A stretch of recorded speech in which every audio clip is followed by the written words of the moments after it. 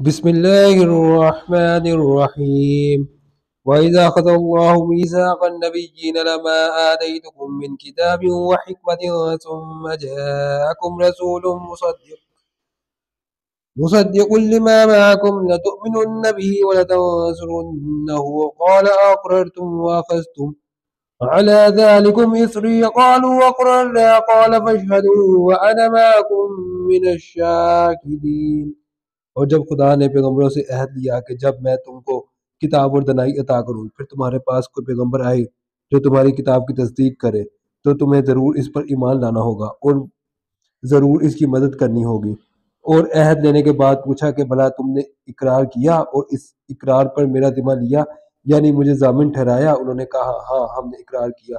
خدا نے فرمایا کہ تم اس عہد و پیمان کے گواہ رہو اور میں بھی تمہارے ساتھ گواہ ہوں۔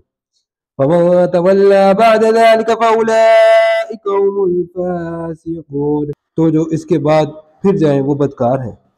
أَفَغَيْرَ دِينِ اللَّهِ يَبْغُونَ وَلَهُ أَسْلَمَ مَن فِي السَّمَاوَاتِ وَالْأَرْضِ طَوْعًا وَكَرْهًا وَإِلَيْهِ يُرْجَعُونَ، کیا یہ کافر خدا کے دین کے سوا کسی اور دین کے طالب ہے؟ حالانکہ سب اہل آسمان و زمین خوشی یا زبردستی سے خدا کے فرما بردار ہیں اور اسی کی طرف لوٹ کر جانے والے ہیں۔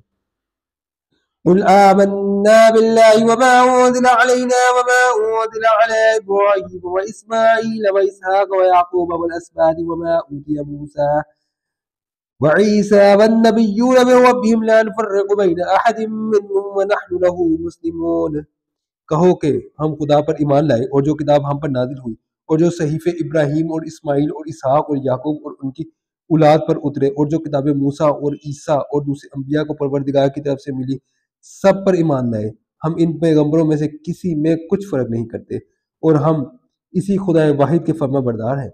وَمَن يَبْتَغِ غَيْرَ الْإِسْلَامِ دِينًا فَلَن يُقْبَلَ مِنْهُ وَهُوَ فِي الْآخِرَةِ مِنَ الْخَاسِرِينَ، اور جو شخص اسلام کے سوا کسی اور دین کا طالب ہوگا وہ اس سے ہرگز قبول نہیں کیا جائے گا اور ایسا شخص آخرت میں نقصان اٹھانے والوں میں ہوگا۔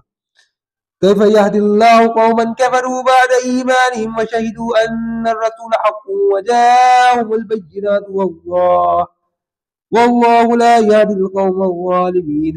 خدا ایسے لوگوں کو کیوں کر ہدایت دے جو ایمان لانے کے بعد کافر ہو گئے اور پہلے اس بات کی گواہی دے چکے کہ یہ پیغمبر برحق ہے اور ان کے پاس دلائل بھی آ گئے اور خدا بے انصافوں کو ہدایت نہیں دیتا۔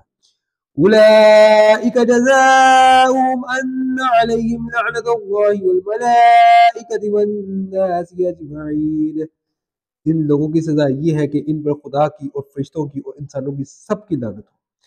خالدین فیہا لا یخفف عنہم العذاب ولا هم ينذرون، ہمیشہ اس لعنت میں گرفتار رہیں گے، ان سے نہ تو عذاب ہلکا کیا جائے گا اور نہ انہیں مہلت دی جائے گی۔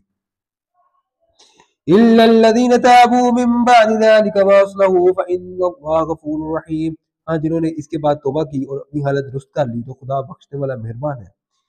إِنَّ الَّذِينَ كَفَرُوا بَعْدَ إِيمَانِهِمْ ثُمَّ ازْدَادُوا كُفْرًا لَّن تُقْبَلَ تَوْبَتُهُمْ وَأُولَٰئِكَ هُمُ الضَّالُّونَ، جو لوگ ایمان لانے کے بعد کافر ہو گئے پھر کفر میں بڑھتے گئے ایسوں کی توبہ ہرگز قبول نہ ہوگی اور یہ لوگ گمراہ ہیں۔